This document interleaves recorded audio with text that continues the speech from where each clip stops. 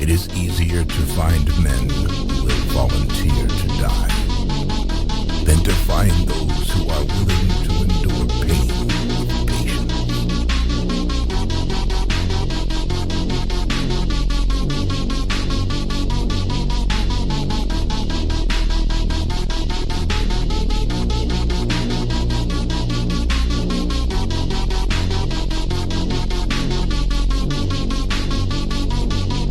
I came to Rome when it was a city of stone, and left it a city of marble.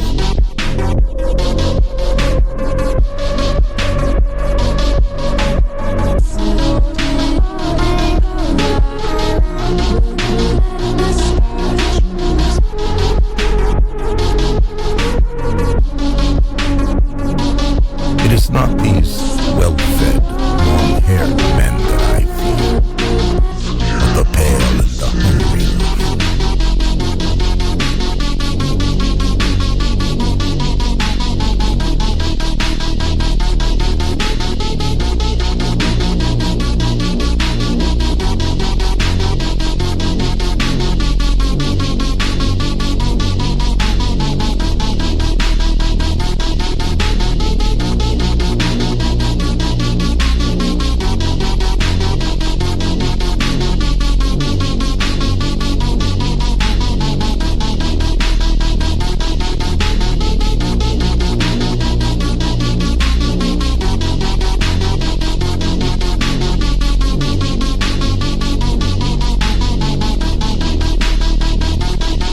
I came, I saw, I conquered.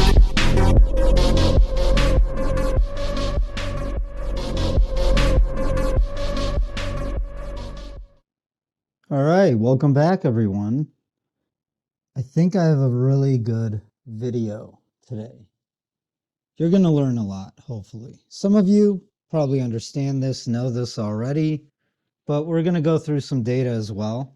And remember, 2 years ago, I said stagflation. Well, I was right. And it's very important to understand the business cycle or the macro cycle. Now, everyone posts on Twitter those the macro cycle chart. Everyone posts it and they're like, oh, this year it's going to be super bullish or whatnot.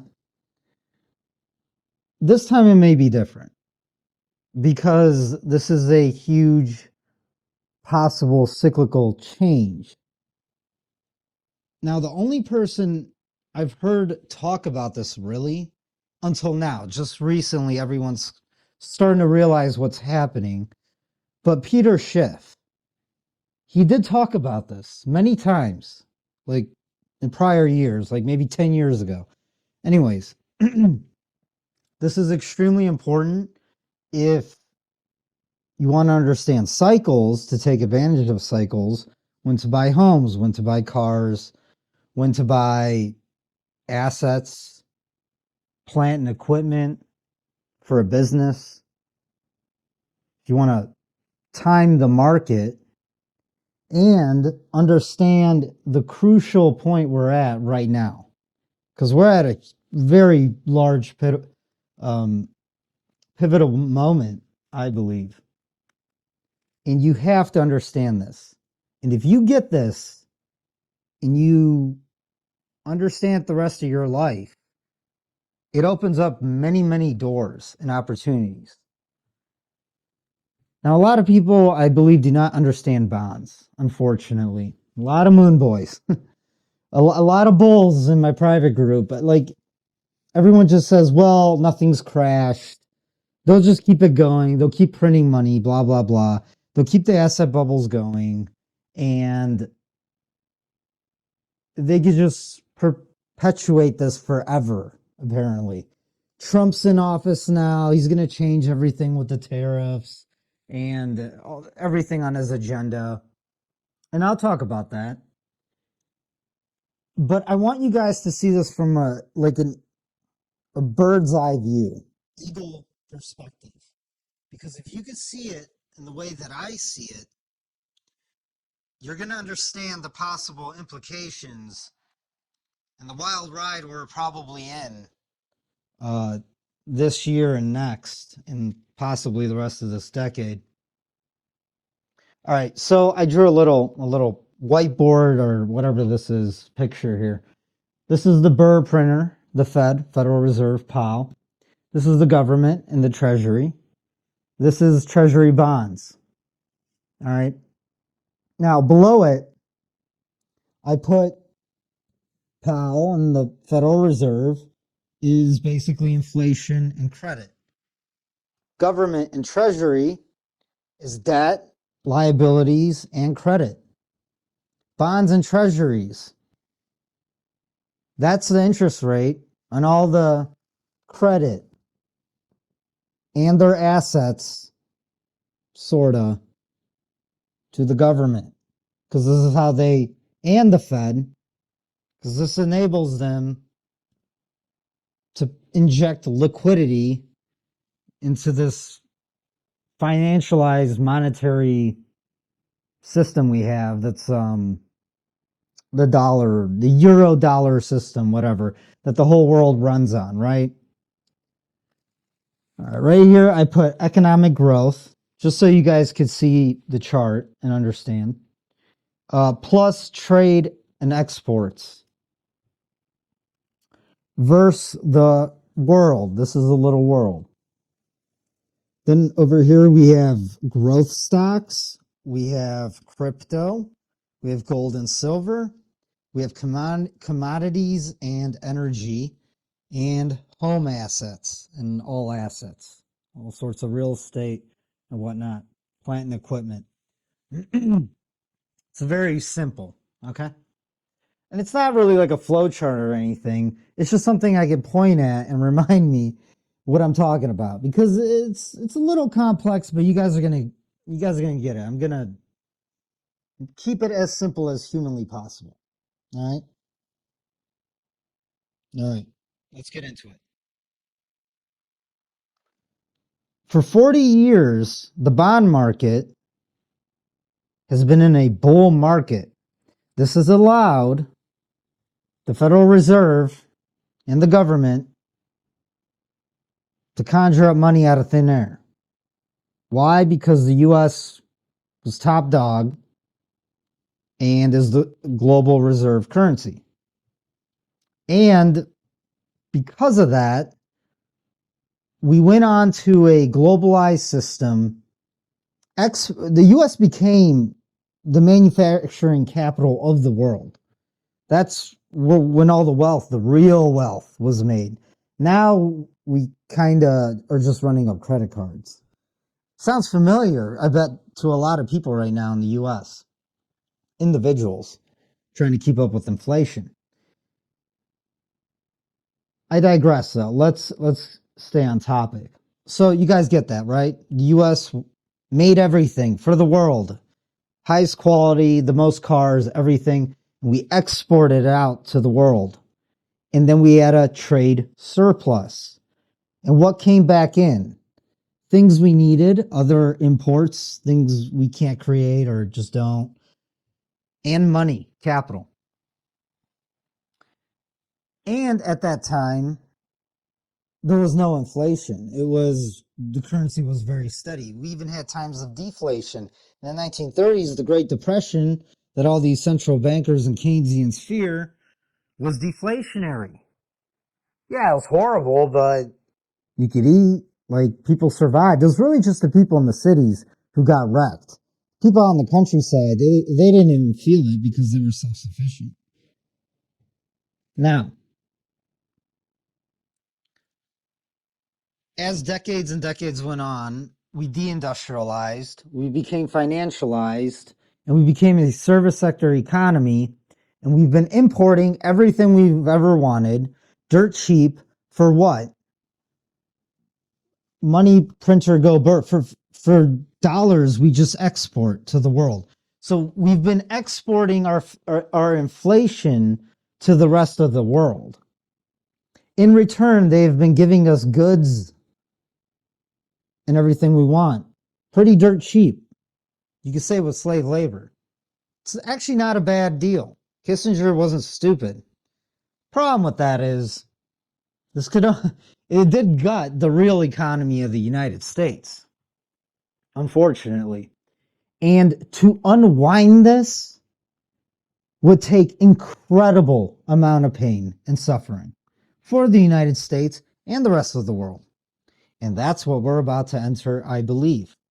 Now, why are we entering that? Because we're forced to enter it. Why?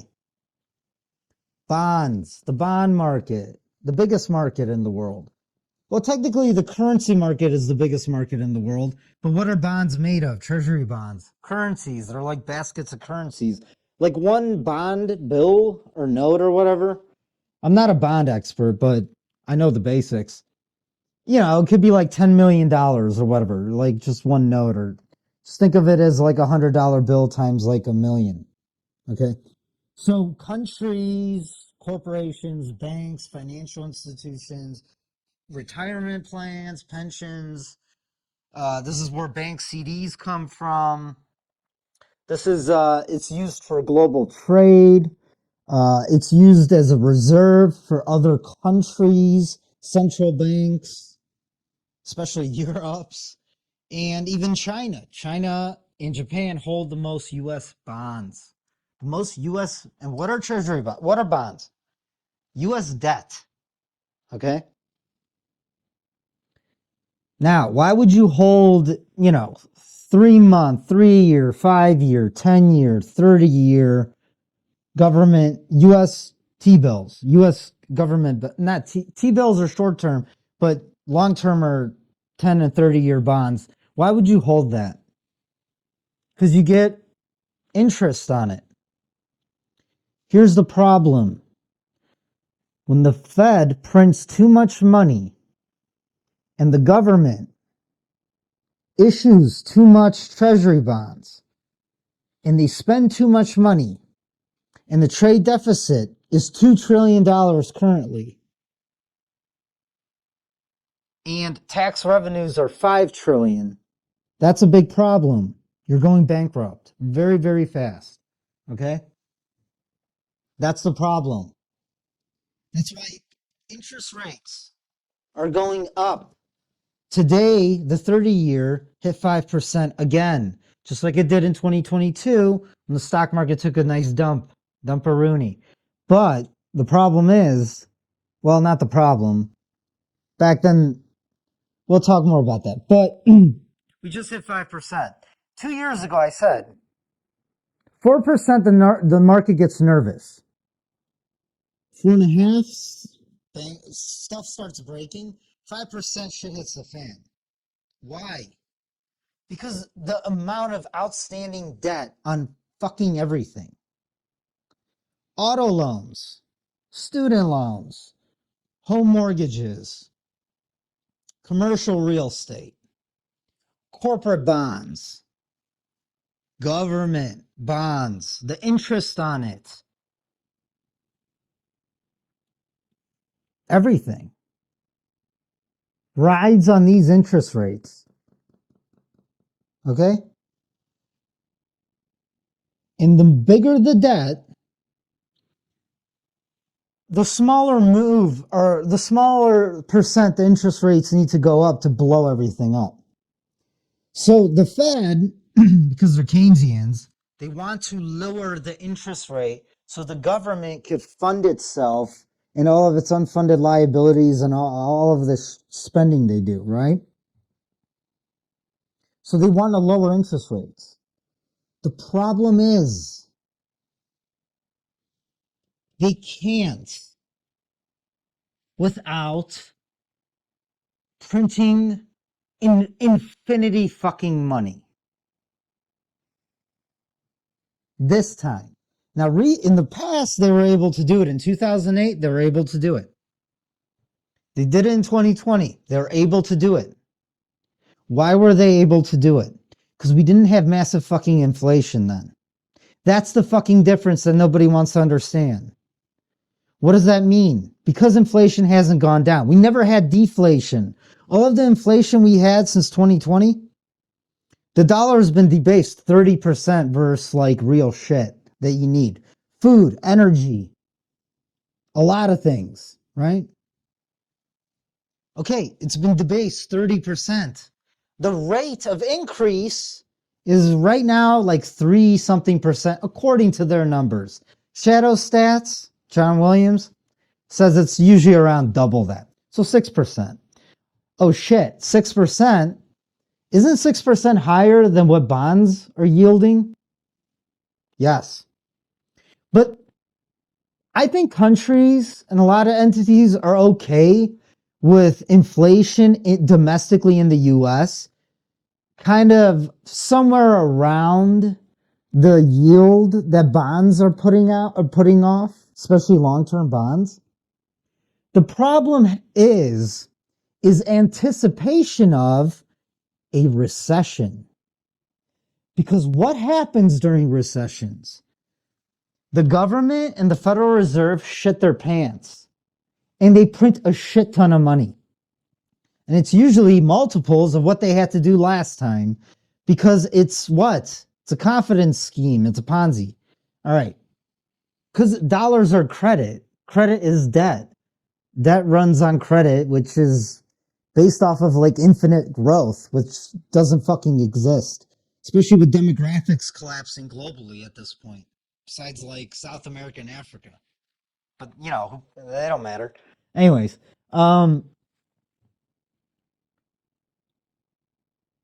so the Fed is trapped, okay?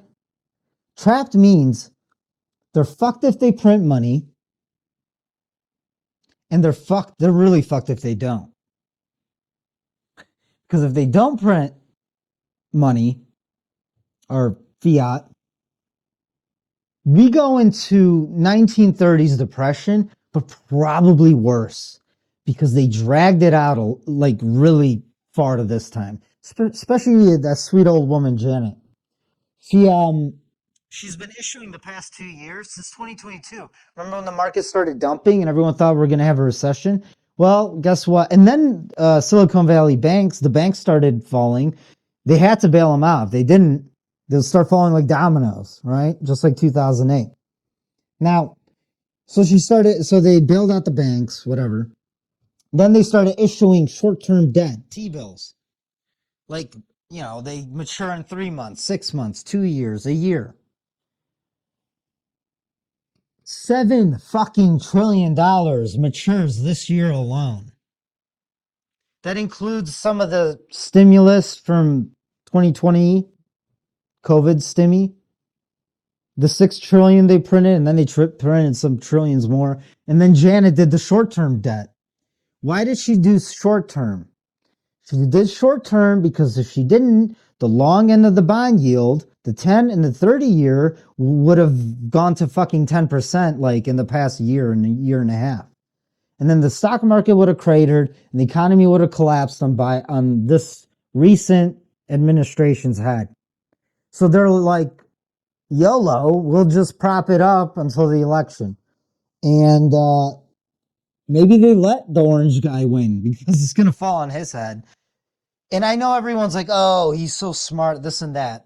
Listen, guys, he's gone bankrupt many times. I guess he's the perfect guy for the job if he knows how to go bankrupt. Maybe there wasn't a 60 Minutes interview like many years ago. Forgot when. I think it was 2017 or something. Maybe 16. I don't know. Or it was 17.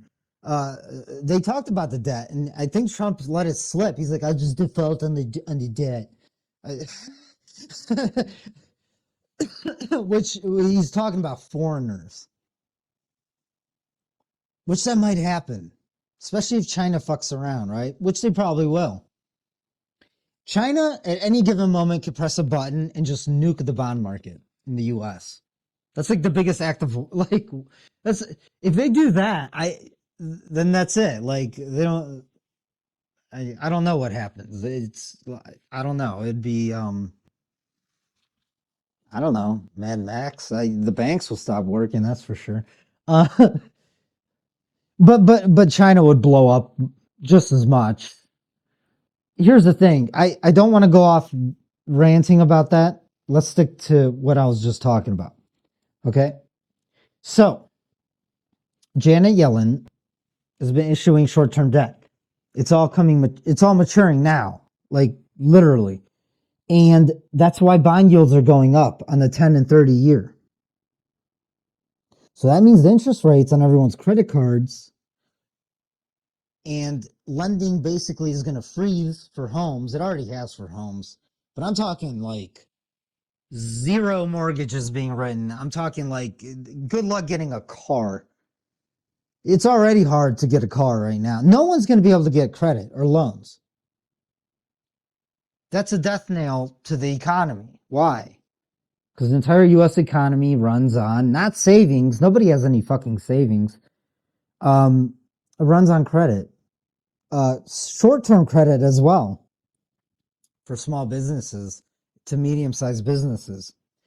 Oh, the 10 and 30 year and the shorter term T-bills Janet was issuing, that could explode the interest rate for corporations' bonds because they're tied to the T-bills. They're tied to all of these bonds, the U.S. bonds. So are people's retirements. So are municipality bonds. Do you understand? So for the government not to go literally bankrupt, like overnight, and the Fed to probably exist or try to survive this, they have to roll over 7 trillion of bonds this year at a smaller rate, a lower rate than the current rate right now. And the current rate right now is the current rate. Today's date is January 14th. It's Tuesday. I mean, by the time Trump swears in, the 10-year could be at 5% easily. It's just going, it's climbing up. The bond market is anticipating the rolling over of the 7 trillion.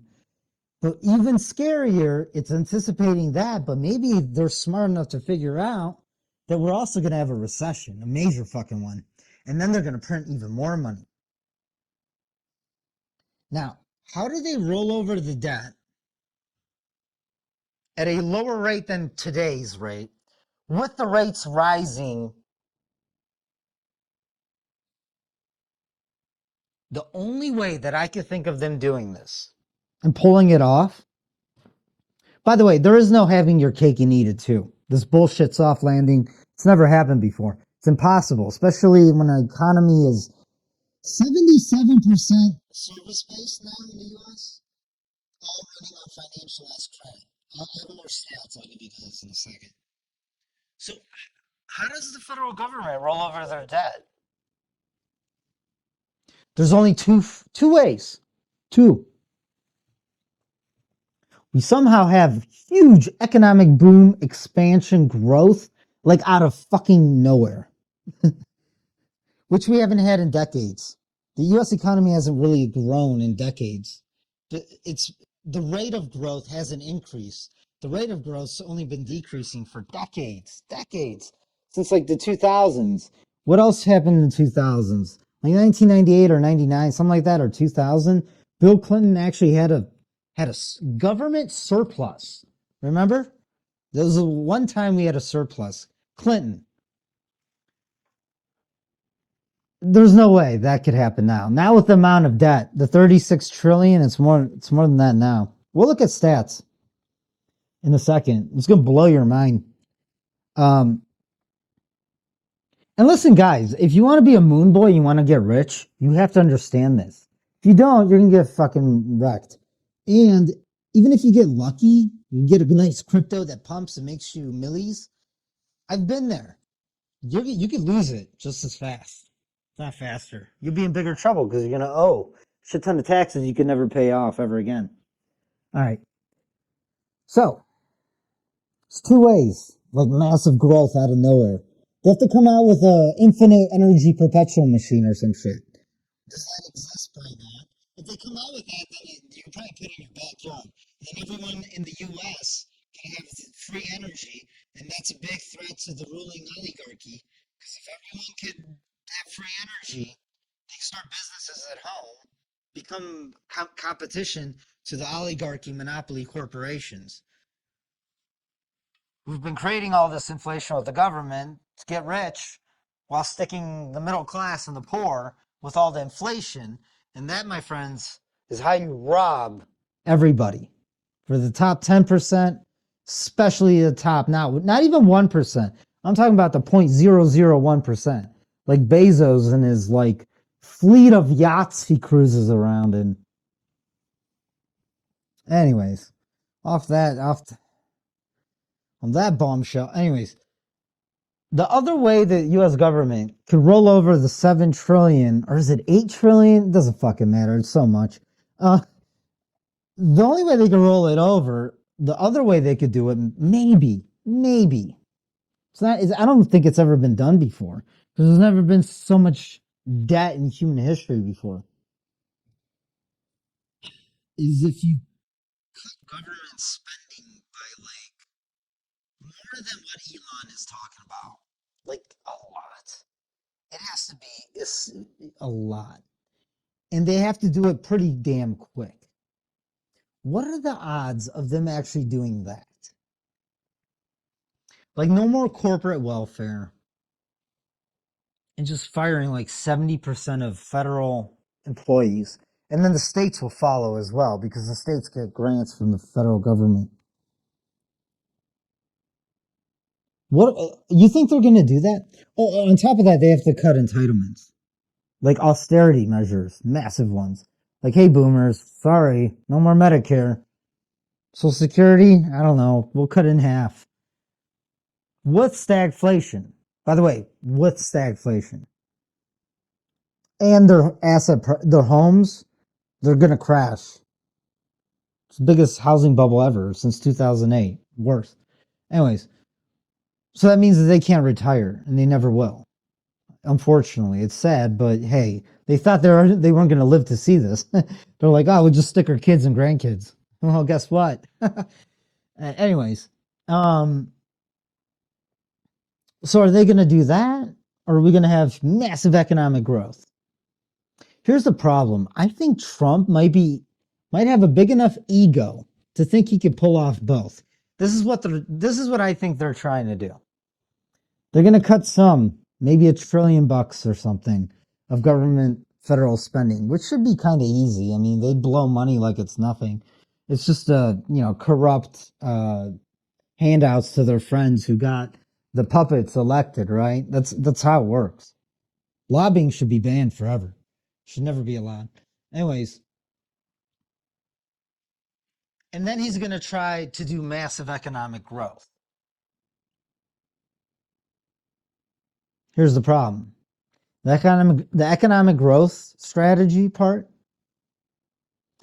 that's extremely inflationary because you have to restructure the entire economy. So he's going to try that with tariffs. Inflationary, you like it or not. I know a lot of people are saying it's not inflationary. It's not in the long run. It's deflationary in the long run. But initially, to retool everything, to re-educate everyone in the trades, to do manufacturing, to start small business, you got to give them loans. Some more small businesses happen. Tariffs will make the prices of goods go up across the board.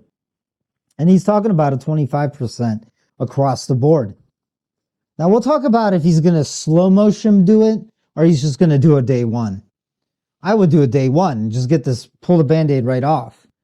Because this is their third option. Now I was talking about 2 options. I just came up with a third. I didn't just right off the bat, but there's a third option. Okay. If they lay off a ton of employees and just cut a lot of government's spending, stocks are going to crash. The economy is going to go into stagflationary depression. Because unfortunately, the government is like over 20% of the economy. And if he does the growth technique, at the same time he's cutting, the combination of both is massive stagflation. It's depression. It's inflationary depression. Just the best of both worlds or the worst of both worlds. In both scenarios, stocks are going to crash. I don't care. Like, they're going to crash. It's too much. It's too much uncertainty. It's too much. And not just that, this shit will take years and years and years to successfully do. You can't unwind it like instantly because everything just blows up. But as soon as they start doing both, it's going to be felt. And the shittiest part about it is the stag part. Or no, the stag part is the good part. Except for the fact people are losing jobs and they're defaulting on all their credit cards and car loans and home loan mortgages, right? And they're not shopping. It's a consumption-based nation, consumer-based, 70% GDP, 77% service sector.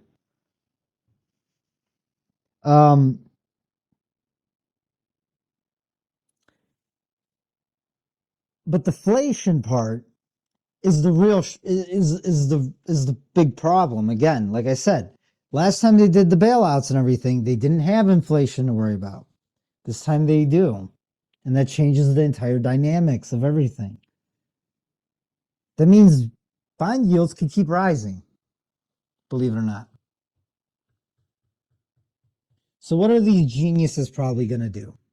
What's been done over and over again in the past, what Japan has done. Except for the fact that Japan is different from the US. It's not a world reserve currency, and the dynamics are just different in Japan.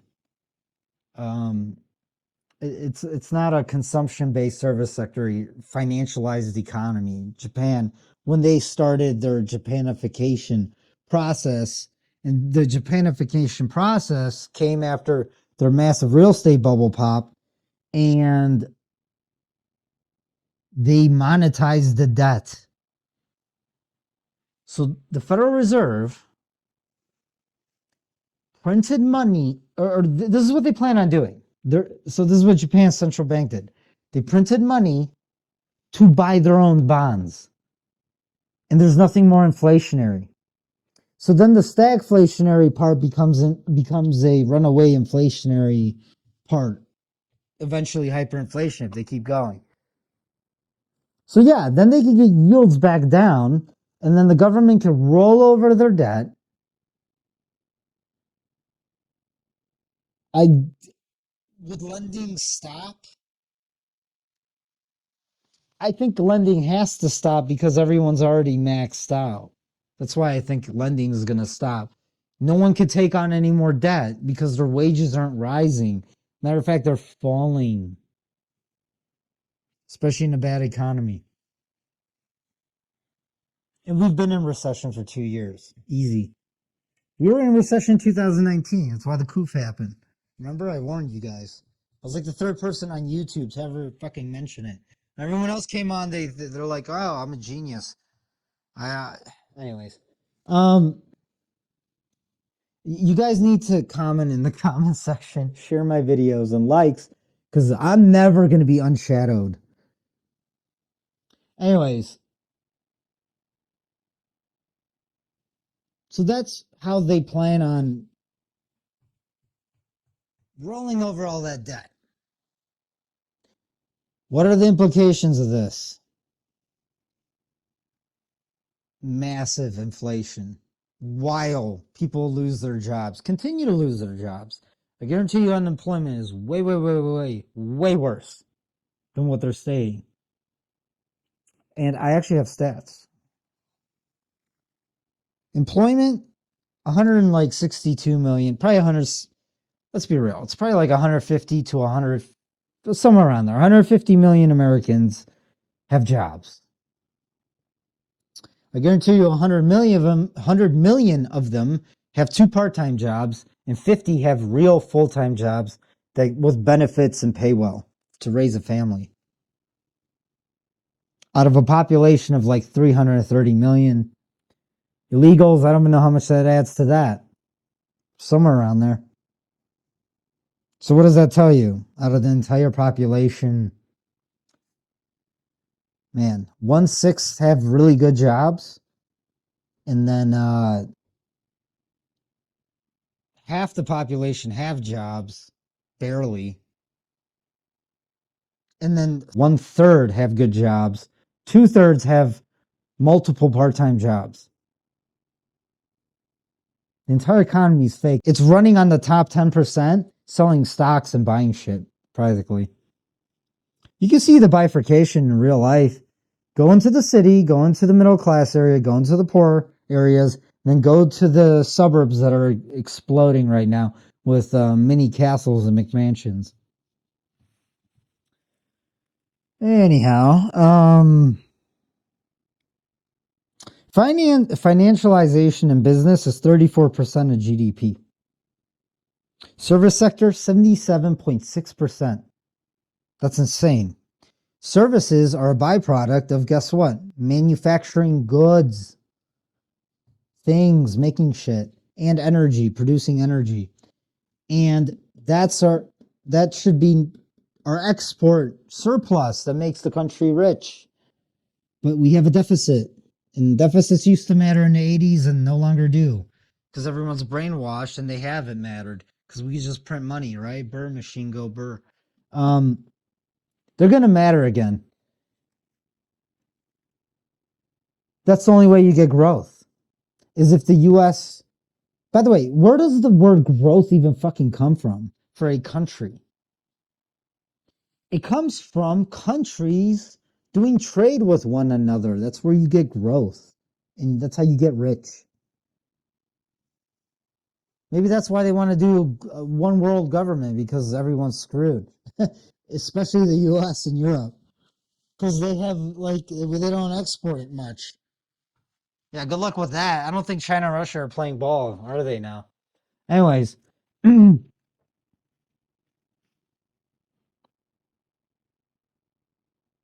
Unemployment, record low, 4.2%. That's going to explode out of nowhere. You'll see. It always does, historically. All right, so here's some stats that should scare the crap out of you. For some data. Corporate bonds issuance, 2 trillion. 52 billion trade any given day on average. Outstanding as of third quarter 2024 is, that's insane. Is that right? 11 trillion.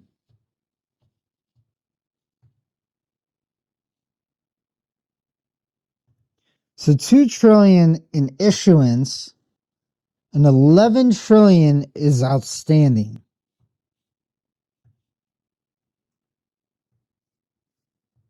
So I think 2 trillion is, don't quote me, I might be wrong. It needs to be rolled over. That's where maybe part of that,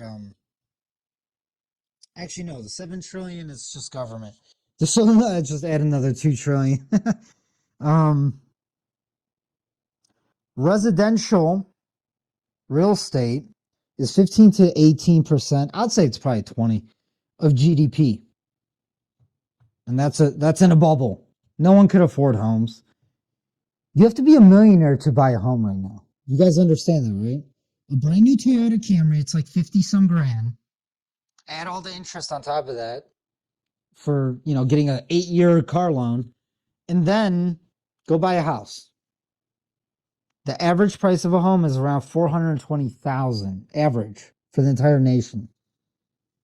That's $500,000. But then add the interest to the 30-year mortgage. You're going to end up paying like over $1 million easy.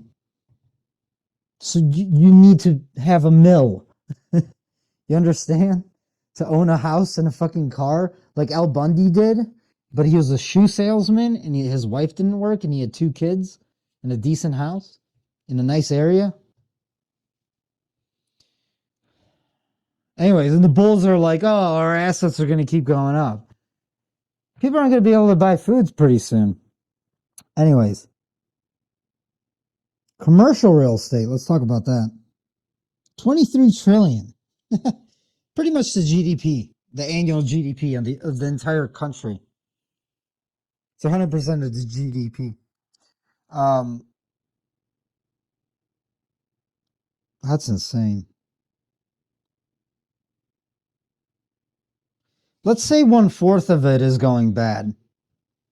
Not all of the commercial real estate's going bad. This is before a recession or stagflationary depression or whatever you want to call it. But as of right now, I guarantee you, like 1/4 of commercial real estate is in trouble. I mean, you could even say less. Even if it's just 15%, that's still anywhere between like 3.5 to 5 trillion in like real estate value. Poof, gone. And that's someone's asset or liability, some banks, somewhere, or VC or private lenders or private equity. All right. So let's go over a few more stats.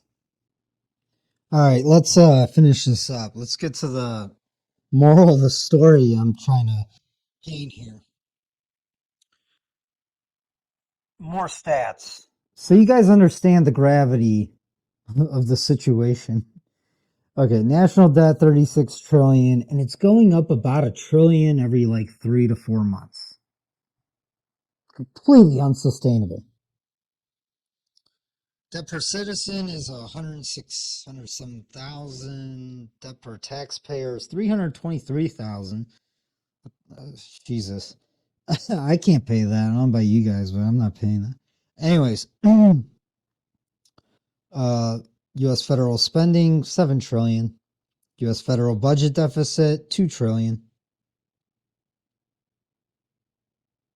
There's actual numbers. It's like 2.16 actually.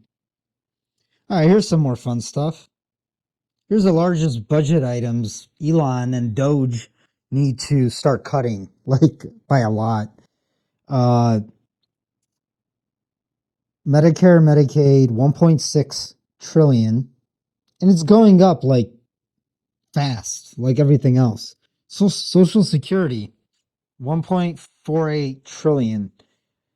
What is it? 10,000, 7,000 baby boomers, something like that, is retiring a day. There'll be more retirees than people working, and the young generations can't afford a goddamn thing. That's unsustainable. Even the migrants are just leaving. They're like, oh, this place sucks. Inflation's too high. We can't live here. And they're competing with the domestic population. What a recipe for fucking disaster. It's not going to prop up your asset prices, oligarch scumbags. Interest on debt net for defense, social security, and Medicare. It's 1 trillion. And then the other trillion is just the national debt.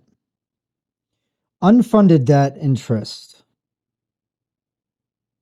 5.1 trillion.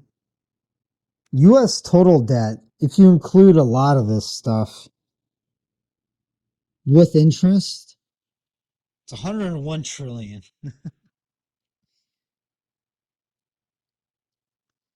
Student loan debt 1.746 trillion. Let me remind you, 1 trillion is 1,000 billion. 1 billion is 1,000 million. So 1 billion, just one, is 1,000 million. So 100,000 million. See, it's hard to do math when you're recording. Try it sometime. I don't know. Is that 100,000? So is a trillion 100,000 million, or is it 1,000,000 million? I don't know. I have no idea. Or is it 10 million thousand million? Someone put it in the comment section.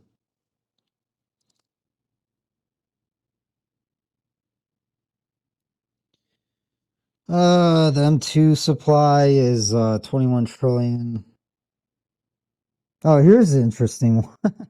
Currency and credit derivatives now. I haven't even touched base on the derivatives market, which are bets on bets on bets and like shadow banking on top of all this bullshit.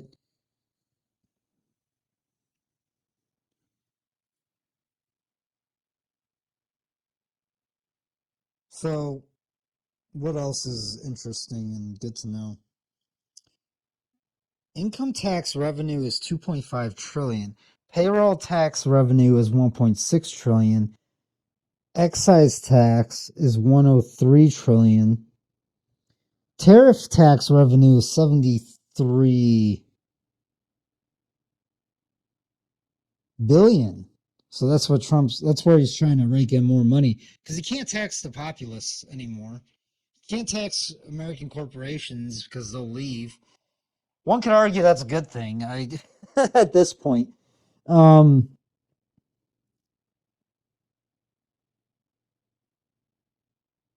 Spending to GDP is 40% currently.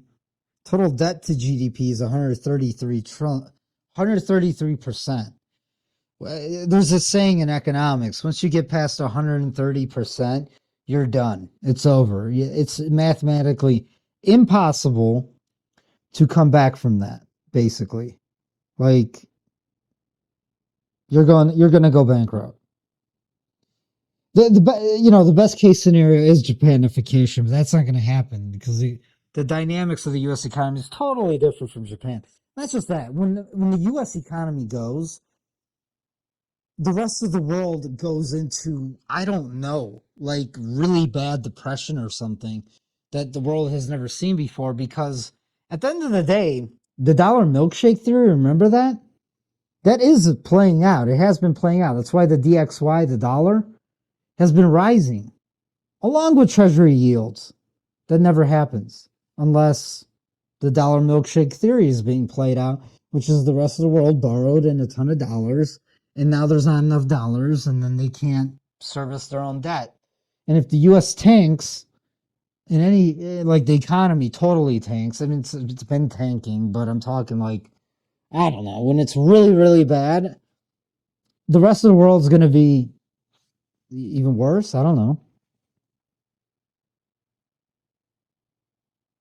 China, I mean, their ghost city real estate bubble has imploded. Um, uh, Arguably the biggest economy in the world. I'm sure there's systemic risk, absolutely. Because a lot of those Chinese, they took their money and they took it offshore and they bought up properties in California, San Francisco, Canada, everywhere, London, England, all over the world, Australia. A lot of inflation came from there as well. And they're going to repatriate back a lot of, well, China's going to attempt, I don't know. So, anyways, what I'm trying to say is, so if the Western economies implode, I mean, the Chinese economy is going to get even worse, and then the tariff trade war is going to lead to probably real one. I mean, we already are in the real one. It's economic, but I'm talking like, you know, they're going to make a move on Taiwan, where Nvidia's at, their headquarters for manufacturing. The entire stock market is dependent on Nvidia and Apple. And Apple's a large percentage of Apple's revenue comes from China as well. They'll just kick them out. It's already falling. It's like 5% quarter after quarter. It's all intertwined, guys.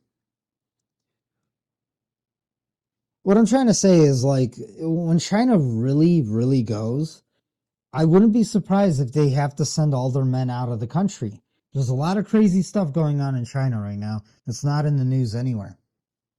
Like, people are running people over with cars. There's the China show. You guys can watch that. Two dudes who used to live there. It's a really good show, actually. It's called The China Show. Anyways, they talk all about that, and there will be revolts and whatnot, and they're gonna panic and just when all else fails, what do? Take them to war. That's what always happened historically. After the Great Depression, what did we get? World War II. Same during World War One. It was economic at first. Anyways,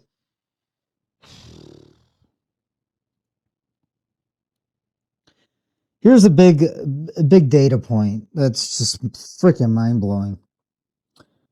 U.S. unfunded liabilities. I'm talking like all the money that's kind of like owed to everyone, Social Security, Medicare, Medicaid, VA benefits, all of that, unemployment, welfare, disability, pensions, state and federal, like all of that is like 225 trillion. Yeah, good luck with that. So let me get back to this. Let me wrap up.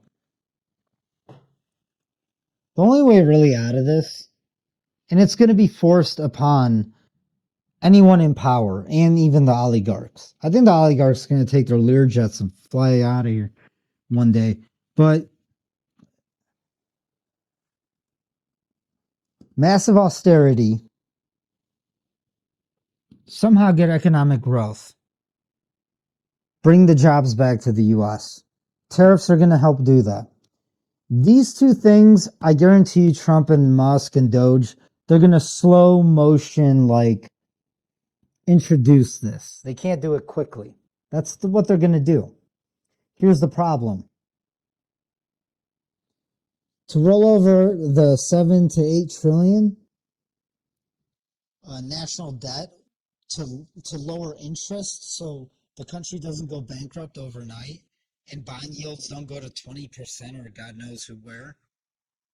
Basically meaning that nobody in the world is buying U.S. bonds, especially like what if China starts dumping and Japan is going to have to start dumping because the yen carry trade's blowing up.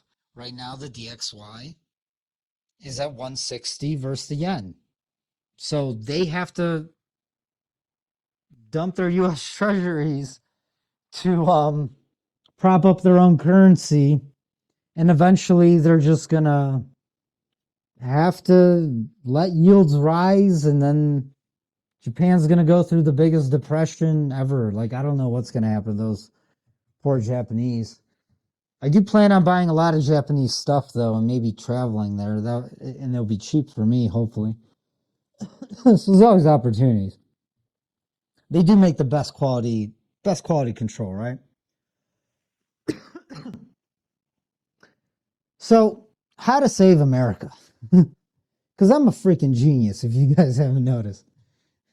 I'm being sarcastic, but I don't think listen, I've predicted a lot of stuff before a lot of people, before mostly everyone. I think I'm smarter than Powell, to be honest. The fact that him and Yellen have been trying a soft landing is insane. It just shows you that they don't understand what they're doing. They think they're gods or something. It's unbelievable. Anyways, maybe they're just buying time. That's all they were doing. I don't know anyone who would want to be in power when this all goes down, because it's going to be an absolute shit show, unmanageable. The civil unrest globally is going to be out of this freaking world. You thought Summer of Love was bad. That was nothing. Anyways, how to save America. Here's my pitch to Donald J. Pump, orange dude. Not that he's ever going to see this or watch this, but you never know. You never know. Anyways, he could do that, right? The growth and cut government spending. He has to, and do austerity. Maybe just slowly incorporate it into the economy best as humanly possible. But he could do it quickly as well. And it's going to happen. Maybe a flag false could happen. And I don't know. War breaks out. Kinetic. Something happens. It's going to happen eventually. It's just it's up to whoever decides to pop it off first, really. At least do it for, at least somehow get it going on your own terms, not on theirs. You know what I'm saying? And I'm talking about China. So, and then you could do massive tariffs, bring back manufacturing, huge, and you could blame it on the event, right? So it's more palatable and people could swallow it easier and maybe hopefully not do the civil unrest as they lose their pensions and retirement and jobs and literally freaking a lot and everything, unfortunately. Uh, I honestly, and I'm not trying to make light of this. I just don't know what else to do besides kind of laugh and say, "Oh, all right, well, we're screwed." But we got to go through this. You got to speed up sometimes. And then do the austerities and all that. But most importantly, you could crash the stock market, right? That's the best case scenario. Who gets hurt when the stock market crashes? Rich baby boomers and 10% of the population. And fuck those guys. They've had a good ride. Like if you're not taking profits right now, you're just greedy. You're just greedy. It's time for them to pay. And by the way, it's going to happen. Why do you think Warren Buffett, Bezos, JP Morgan, all the CEOs, insiders, Nvidia CEO, all of them, they've been selling hundreds of millions and billions of stocks, dollars worth of stocks. They're all out of the market. All the insiders, all the bigwigs, the smart money. Even Berkshire Hathaway's been selling their own stock. Why? Because this has to be done. You got to crash the stock market. Because if you crash it, and I'm talking about a crash, 70% down. Why? Because everyone's going to rush into bonds. It's going to crash the global stock market and global economy. And then everyone's going to run to safety. And the most liquid market will be U.S. bonds. And then the government could roll over all that fucking debt, all that 8 trillion. And then after that, and while all that's playing out, right, you could do austerity, fire a lot of people. You could the tariffs and bring jobs back into the United States. And then right after that, and I don't know the time frame of this, could be 3 months, 6 months, could be a V-shaped bottom recovery. And after that, the money printers could go burr again to stop the collapse and to deflate the debt away. But this time it's even better because the interest on the debt is lower. So it's like possible, I guess. At the end of the day, they have to inflate the debt away. And that's how it's another tax on top of all the other fucking taxes you're paying. Oh, man. You guys get it now? Do you get it? Let me show you a chart. Why? They'll never let that happen. 70%? Oh my God, we'll die. All right. Well, let me show you something.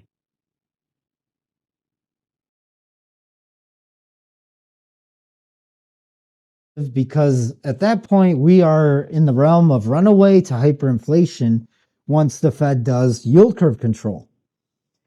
Here's the plan. The Fed needs to do all this shit. Well, I mean, the Fed needs to not do yield curve control. Maybe they could take rates to zero or even negative. That doesn't matter.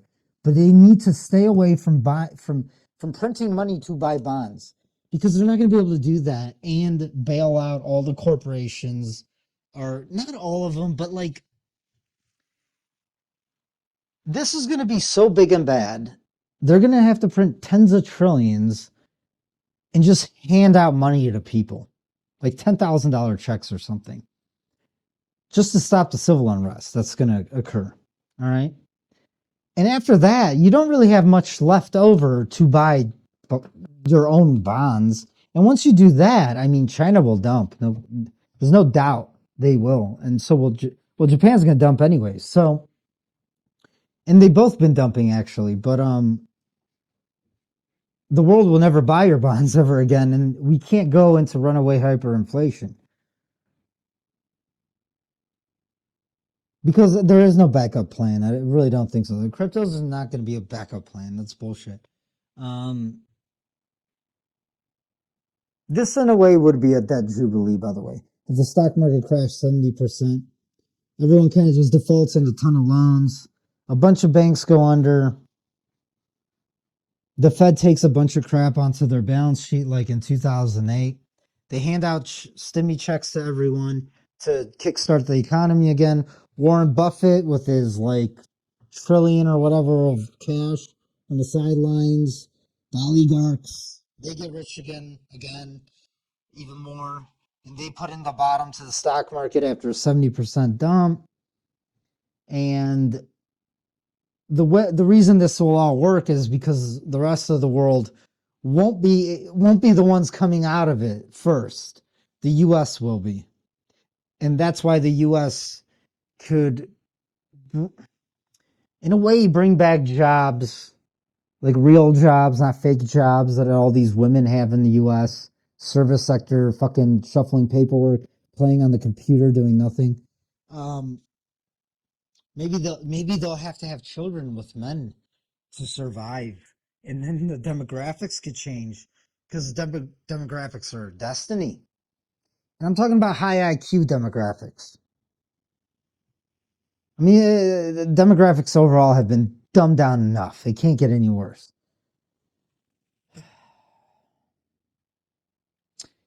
I mean, money will be spent and print.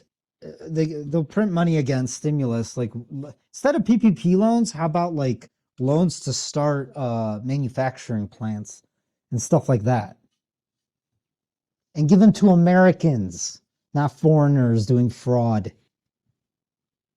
I know it's almost impossible for them to do that, but try to try.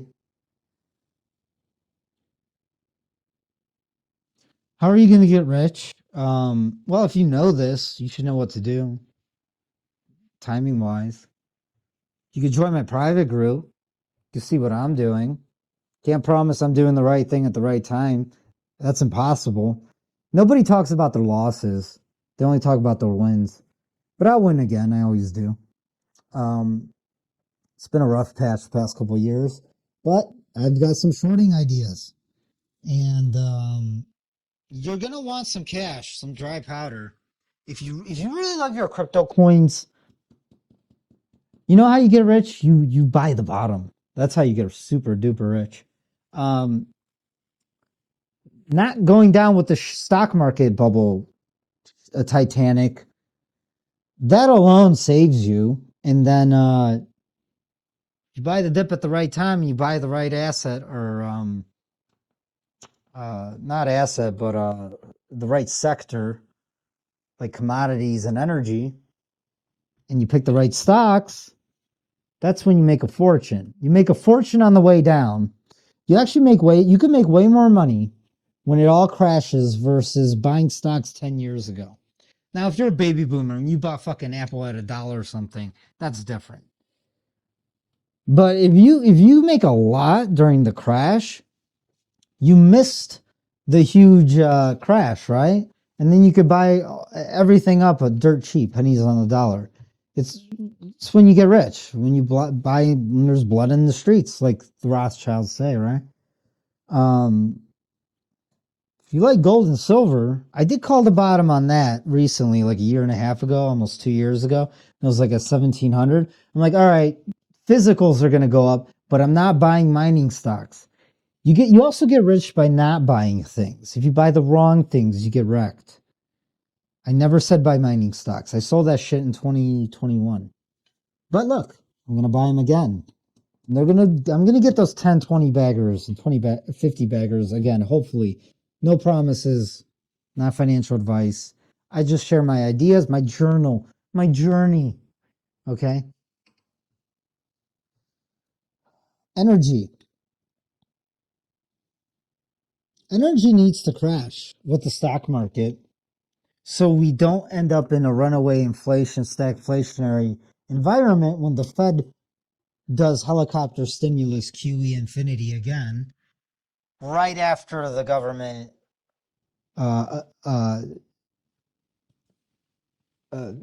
issues or turns over all their outstanding $8 trillion of debt. So that has to come after that. Okay. When rates crash, yields on the bonds crash because the stock market crashes and everyone goes to safety. there'll be a ton of pain with all of this, but there's no way to avoid the pain. If they try to somehow keep this shit perpetually going, it's gonna everything's gonna crash. Everything. The stock market will crash with the bond market, yields will skyrocket, and they're gonna print. If they keep this shit going any longer, I swear to God, this is what will happen. The Fed won't be able to do jack shit. The more they print, the higher yields will go. If they monetize the debt, we have hyperinflation. Boom. Game over. Game over. That's the. Then your investment may be led. I'm serious. And hopefully you have like a land or a retreat, or maybe you already live self-sufficiently, like in a very, very far away, as far as possible away from any dense population, because they're gonna starve to death. So again, like, if you could time this right, and I will, like I have. Well, I've been shorting for 2 years, and I'm not wrecked. I'm just not like making anything. I mean, it's been painful at times, but I'm thinking I just have to hold on for a little bit longer. Weeks, maybe a month or two. I don't know. But it'd be in the best interest of Trump's legacy if he just let the stock market crash as soon as he gets in. He could blame it on Biden. He could blame it on a flag of false. He could whatever. Because at the end of his 4-year term, or maybe he becomes dictator, we don't know. He'll be really old by then, so he won't. But by the end of his 4-year term, we'll be coming out of this with hopefully a better economy than even current. But for that to happen, he cannot perpetuate this bullshit. Stagflationary decay that is only going to accelerate with the yields. And listen, I don't think we have much longer. 5% on the 10 and the 30. Like I said, shit's going to start breaking. So if they do some sort of like, oh, we'll cut rates to 0 and then just start printing, that's the worst case scenario. That's when we're going to end up with hyperinflation. And the stock market crashes anyway. Because in hyperinflation, everyone loses their job because they can't buy food. They probably won't even be able to afford their mortgage. Well, they won't be able to afford their mortgage and rent. Again, no one can buy homes already. 30,000 auto repos a day. It's going to get worse. Lending stops, halts. Money markets halt. Banks blow up. With any more inflation, it's over. The U.S. cannot handle any more inflation. The middle class is done. The poor are robbing the middle class already. Like, they're burning down cities, literally, because of recent events, opportunists, so they could go rob. And that's just going to get much, much, much worse. Like, so this is what it is. This is what has to happen. If you're smart, you'll take advantage of it, and hopefully you come out unscathed or at least survive it. And then yes, your freaking your mining stocks will take off. Your crypto coins, your energy stocks, even some other sorts of equities or whatnot with innovation and small businesses and bringing industry back to U.S. There'll be opportunity there as well. Here's another topic: real estate. I want to leave that to its own separate video because it's that big and complex and important, I believe. And for you younger guys who don't own homes yet, there is an opportunity coming. But listen, a lot of pitfalls coming as well. Where a lot of people are going to think it's going to play out like 2008, and it's not. Those are the guys who got rich already off of artificially low interest rates for decades. They're not geniuses, guys. They've just been riding this wave of cheap debt and the money printer go burr. All right. So I'm just going to leave it at that. Please join my private group. $100 fee, initial fee, to get your foot in the door. And then $20 a month, which is like what, a Starbucks tall coffee. And you guys can support me, learn some stuff. There's other people in the group you could chat with. We talk about all kinds of things, not just finance. Patience is really the key to winning in life. And most of the time, I'm just really like educating you guys, sharing other people's work and videos, some dank ass memes, and talking about all kinds of stuff. I just had a group meeting, video chat meeting. 100 people could join. It's sweet. I'm gonna come out with more mining stock and stocks data. I have an alerts room where I share my trades so you guys can learn what I'm doing. I have short positions with the least amount of risk possible, with enough leverage where you could actually hopefully make life-changing gains when this bubble pops finally. And I think it pays for itself. It's a nice place to be. It's a good community. Like, I don't bullshit. And you get to support me, right? So I can make more videos. Because guess what? Making these videos takes a lot of effort and time, setting all this shit up, all the electronics, my studio, everything. But really, it takes a lot of time. And inflation is hurting me too. So, yeah, and hopefully I could grow. If I can't grow, at least my following, it'd be nice if more of you guys would just hang in there, and hopefully we could profit off these opportunities like we have in the past. It's people who took huge gains out of crypto the last cycle, last bull cycle. This cycle I think is bullshit, bull cycle, bull trap. If you adjust Bitcoin for inflation, it's barely hit all-time highs. Okay? Subtract 30% from whatever the price is right now. Barely hit all-time highs. Ethereum hasn't even hit its last all-time high, right? My mining stocks in 2021, when I took profits, if you took profits, you walked away with a lot. Not with all of it. At the peak, holy crap, I made a lot. So I'm going to catch another one, hopefully. And hopefully that'll help you out. Just don't pig out and round trip. It's painful. Trust me, I know. I've round trip crypto a couple times now. Or not even round trip. I've had everything bad happen that could possibly happen in crypto. And I've made it all back over and over again. It is what it is. Builds character, I guess. Or you become more... well, what's the word? What's the word? It creates whatever, resilience. What's the word? Versatility? No. Put it in the comment section. I'm having a brain. Join the private group. Punch that like and share my videos. Join me on my Twitter.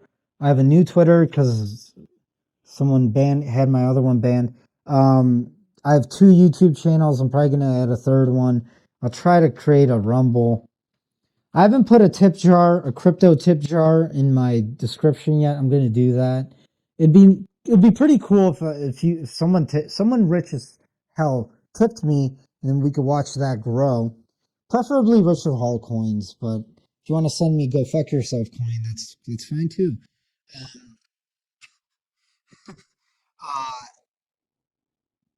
What else?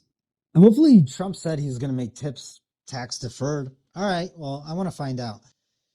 All right, guys. Watching, and they're seeing these big negative numbers, and their confidence gets affected. They are ping-ponging back off each other. People are seeing this, and those memories of fear are coming back. Procter and Gamble. Procter's trading at 60. What the heck is going on down here? I don't know. All of a sudden here, we started hearing screaming, buy, buy, buy. Now we're sitting down 875 points. We've now broken Dow 10,000.